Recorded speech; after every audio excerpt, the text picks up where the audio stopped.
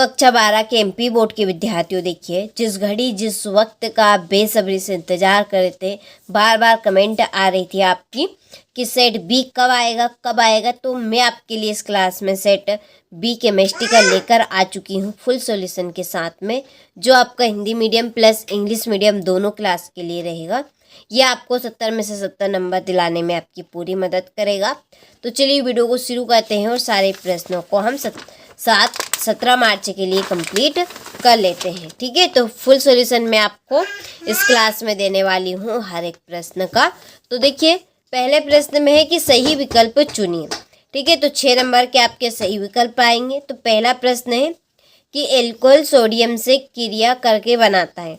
तो जो एल्कोहल है वो सोडियम से क्रिया करके क्या बनाता है, तो वो आपका RONA बनाता है। ठीक है, दूसरा है कि निम्नलिखित एंजाइम माल्टोज को ग्लूकोज में परिवर्तित कर देता है। कौन कर देता है? माल्टेज। कौन? माल्टेज। ठीक है, चलिए इसके बाद में तीसरा कि कौन सी लेंथेनाइड सर्वाधिक प्रयुक्त की जाती है, तो ये है आपकी नोबिलियम। ठीक है, ये आपका बी बार राइट रहेगा। चौथा है कि यदि अर्ध सेलों के बीच से लवण सेतु हटा दिया जाए तो वोल्टेज कैसा होगा? घटकर शून्य हो जाती है। ठीक है, इसका आपका ए है। पांचवा है फॉर्मेल्डिहाइड और KOH की क्रिया से मेथेनॉल तथा पोटेशियम फॉर्मेट बनता है। तो इस अभिक्रिया को, ठीक है, क्या है कि इस अभिक्रिया को कहते हैं, तो इस अभिक्रिया को हम क्या कहेंगे? केनिज़ारो अभिक्रिया। कौन सी अभिक्रिया? केनिज़ारो अभिक्रिया। छठा है कि जल अपघटन पर सुक्रोज देता है। तो जल अपघटन पर सुक्रोज क्या देता है? एक अणु ग्लूकोज तथा एक अणु फ्रक्टोज का। तो जो जल अपघटन पर सुक्रोज देगा, एक अणु तो ग्लूकोज का देगा और एक अणु फ्रक्टोज का देगा। ठीक है, तो इसका आपका सा राइट रहेगा। चलिए इसके बाद में ये आपके इंग्लिश मीडियम वालों के लिए, तो फुल सॉल्यूशन मैं आपको इंग्लिश मीडियम वालों को भी देने वाली हूँ, तो आपको किसी भी तरह की दिक्कत नहीं आएगी। सारे क्वेश्चनों को अच्छे से आपको कंप्लीट करके जाना है। ठीक है, ये आपका छठे का सी है, यहाँ पे सॉरी पांचवे का और छठे का भी आपका सी है वैसे भी। ठीक है, ये चलिए इसके बाद में रिक्त स्थानों की पूर्ति कीजिए। तो यहाँ पर देखिए मैंने पहले से ही फिल कर दी है ताकि आप सभी का ज़्यादा समय भी बर्बाद ना हो और कम समय में मैं आपको पूरा प्रश्न पत्र अच्छे से कंप्लीट करा सकूँ। ठीक है, मेन उद्देश्य मेरा यही है कि आप सभी अच्छे से अच्छे नंबर लेकर आए।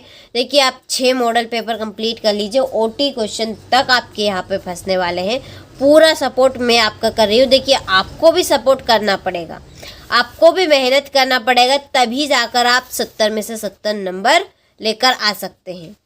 ठीक है, तो मैं आपको केवल मात्र 6 तरह के पेपर दे रही हूँ जिनमें आपका प्रॉपर काब होने वाला है। प्रॉपर काब यानी कि आप 70 के 70 नंबर कवर करने वाले हैं। सेट ए मैं आपको बता चुकी हूँ, सेट बी हम देख रहे हैं, सेट सी डी ई और एफ तक आपके पेपर रहने वाले हैं। इन 6 मॉडल पेपर को आप कंप्लीट कर लीजिए, OT क्वेश्चन तक आपके आने वाले हैं इनमें से।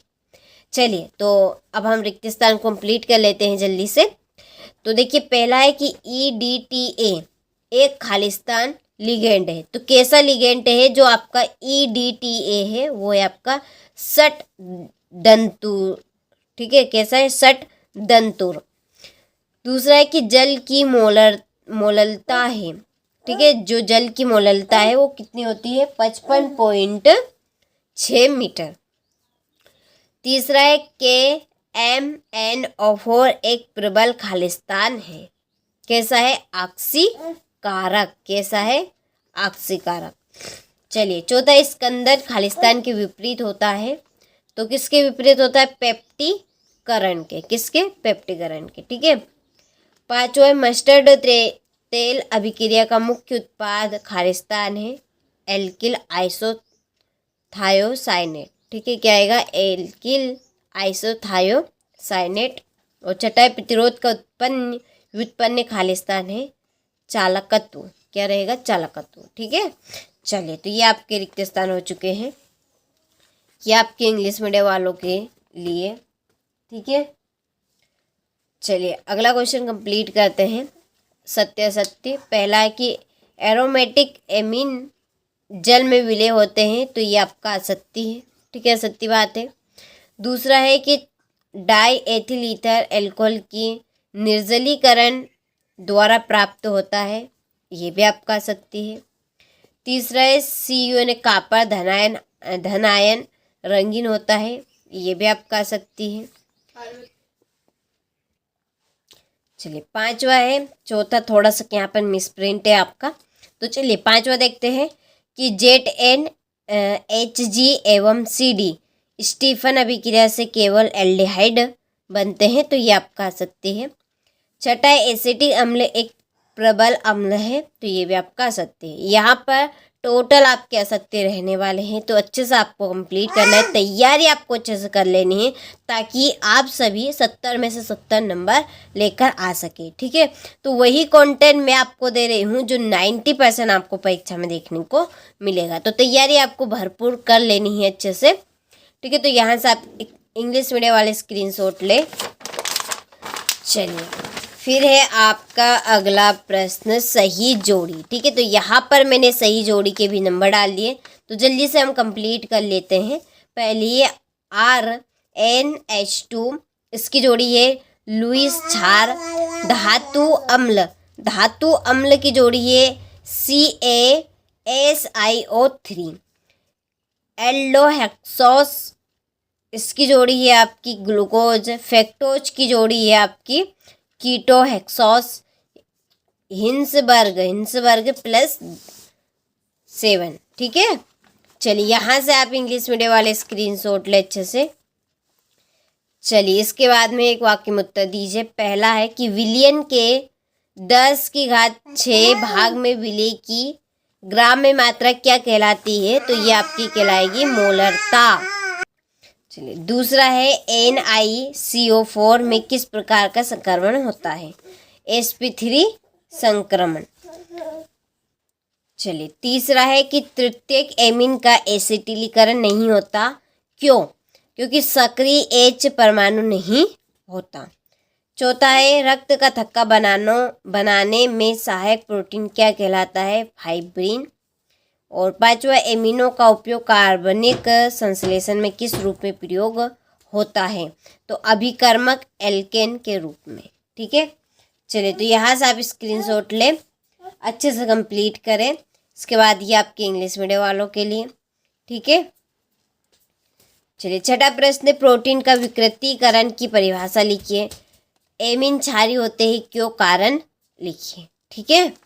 चलिए इसके बाद में यहाँ पर आपका अथवा है 7वें का, ये आपका 8वां विकार्बोक्सिलीकरण एवं इटाई अभिक्रिया को समझाइए। द्विक लवण एवं संकुल लवण में कोई दो अंतर, यहाँ से आप अच्छे से स्क्रीनशॉट लें, ठीक है।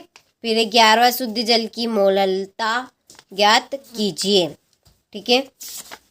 चलिए इसके बाद में है आपका 12वां प्रश्न यहाँ पे, तो यहाँ से आप स्क्रीनशॉट लें। तो ये आपके 2 नंबर वाले प्रश्न यहाँ पे खत्म हो गए हैं, इंपॉर्टेंट। फिर 3 नंबर वाले प्रश्न है आपके विद्युत रासायनिक सेल एवं क्रिया विधि उदाहरण से देकर समझाइए, ठीक है। एकल इलेक्ट्रोड विभव के लिए ननस्ट समीकरण उत्पन्न कीजिए, ये आपका 15वां प्रश्न। चलिए ये आपका 16वां प्रश्न है, फिनोल को वायु में खुला छोड़ने पर गुलाबी रंग का हो जाता है, क्यों, कारण आपको देना। संचारण को परिभाषित कीजिए और इसके विद्युत रासायनिक सिद्धांत को समझाइए, ठीक है। यहाँ से देखिए ये आपका 19वां प्रश्न और आखिरी लास्ट प्रश्न ये रहा, ठीक है। तो आपने सारे प्रश्नों का अच्छे से स्क्रीनशॉट ले लिया होगा। तो देखिए सारे प्रश्नों को आपको 17 मार्च के लिए अच्छे से कंप्लीट कर लेना है फुल सॉल्यूशन के साथ में। फुल सॉल्यूशन चाहिए तो एप्लीकेशन के नंबर दिए है इसी वीडियो की डिस्क्रिप्शन में, आप उन पर कॉल कर सकते हैं, पूरी जानकारी ले सकते हैं, ठीक है।